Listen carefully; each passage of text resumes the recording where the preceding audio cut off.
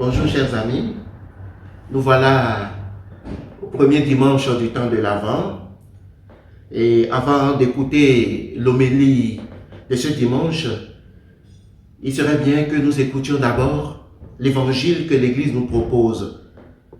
Le Seigneur soit avec vous. Évangile de Jésus-Christ selon saint Marc. En ce temps-là, Jésus disait à ses disciples, « Prenez garde, restez éveillés, car vous ne savez pas quand ce sera le moment. C'est comme un homme parti en voyage. En quittant sa maison, il a donné tout pouvoir à ses serviteurs, fixé à chacun son travail et demandé au portier de veiller. Veillez donc, car vous ne savez pas quand vient le maître de la maison, le soir ou à minuit, au chant du coq ou le matin. S'il arrive à l'improviste, il ne faudrait pas qu'il vous trouve endormis. Ce que je vous dis là, je le dis à tous, veillez. Acclamons la parole du Seigneur. Louange à toi, Seigneur Jésus. Veillez, car vous ne savez pas quand vient le maître de maison. Dimanche dernier, chers amis, l'Église célébrait la solennité du Christ roi de l'univers. Cette célébration, comme vous le savez bien, vient mettre un terme à l'année liturgique A. Avec ce dimanche, nous commençons non seulement une nouvelle année liturgique, l'année B, mais aussi un nouveau temps liturgique, le temps de l'Avent. Et comme nous le savons aussi dans l'Église, chaque temps liturgique a une spiritualité propre qui invite à un dynamisme particulier, suscitant dans nos cœurs des élans spirituels spécifiques. Pour cela, nous pouvons nous demander, et à juste titre, à quoi ce temps, c'est-à-dire le temps de l'Avent, nous invite. Retenons avant tout que le temps de l'Avent, comme nous le signifiait dans son bref message notre curé Michel, le temps de l'Avent est un temps de désir, un temps d'espérance, un temps de veille. Avec les textes liturgiques que l'Église propose à notre méditation en ce premier dimanche de l'Avent, ces attitudes de désir et de veille se font très expressives.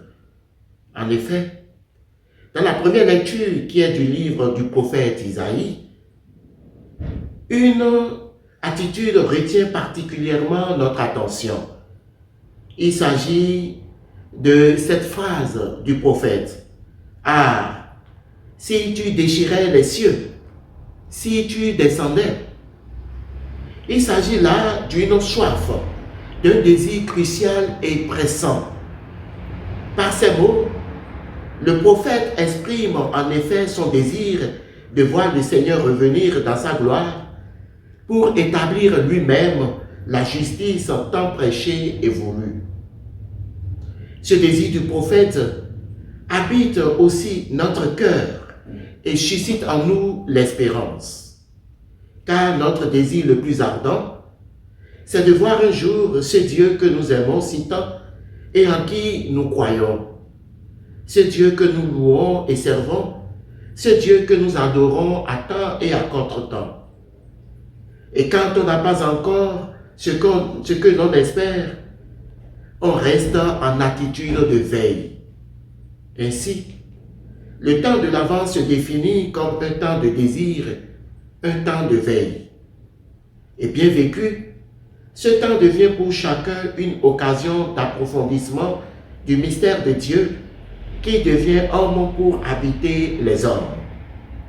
Pour habiter parmi nous, Dieu vient nous montrant son amour. Il devient l'un de nous, il devient l'Emmanuel.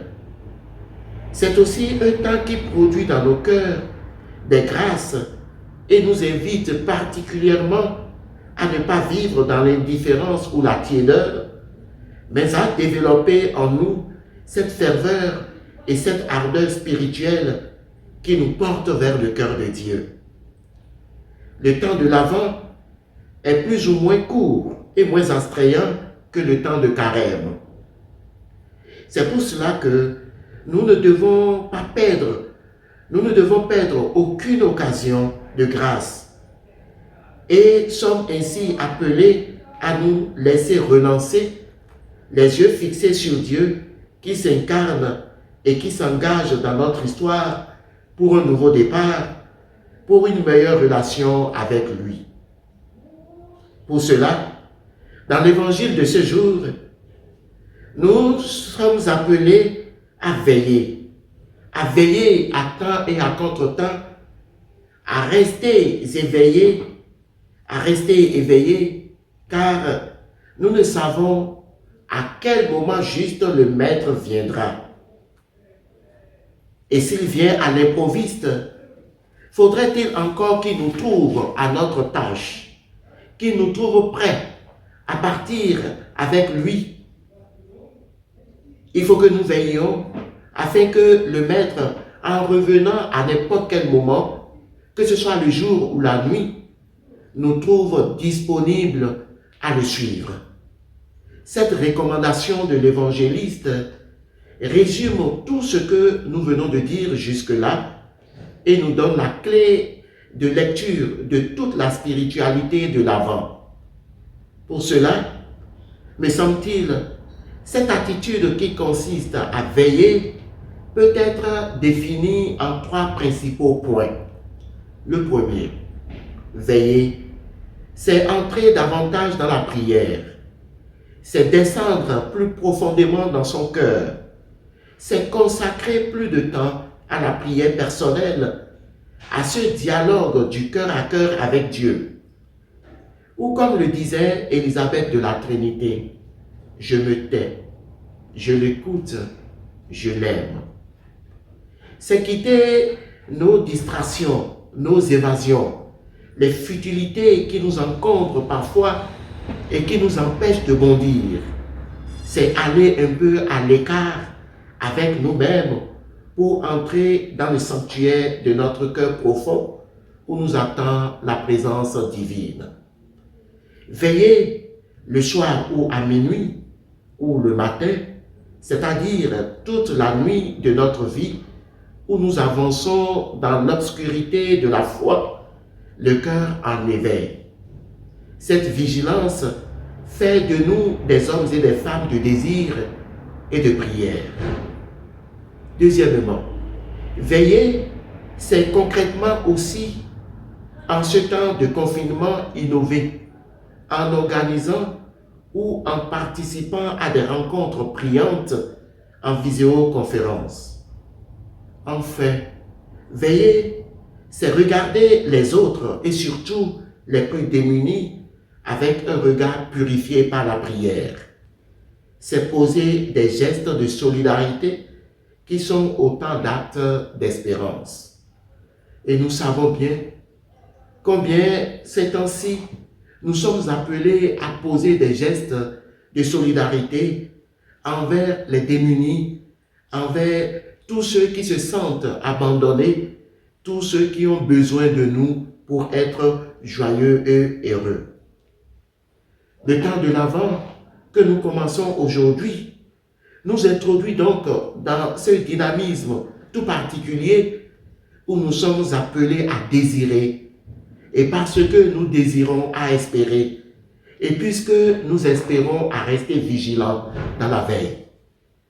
C'est ce qui nous permettra de préparer nos cœurs, de préparer nos vies à accueillir celui qui vient, le Dieu, Jésus-Christ, qui par amour, et pour nous montrer combien de fois nous sommes importants pour lui, combien de fois nous pourrons lui ressembler, vient s'incarner dans notre humanité pour nous montrer le vrai visage de Dieu.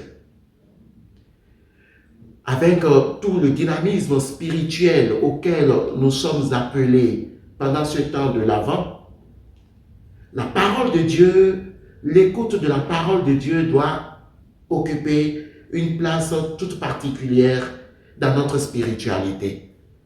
Nous serons appelés à écouter en lecture continue le prophète Isaïe et nous serons appelés aussi à visiter avec la Vierge Marie le cœur de Dieu où le 8 décembre, nous célébrerons l'Immaculée Conception.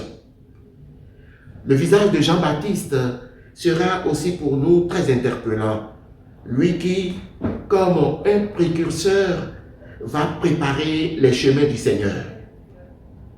Avec ces visages bien connus de notre spiritualité, allons vers Dieu avec le cœur rempli d'espérance parce que désirant. Laissons-nous faire et guider par l'Esprit de Dieu qui nous éclaire et qui nous mène sur le chemin de notre foi. Que ce temps soit pour chacun et pour tous un temps d'accomplissement des promesses de Dieu, un temps de grâce et d'espérance. Bon temps de l'Avent à tous. Merci. Il faut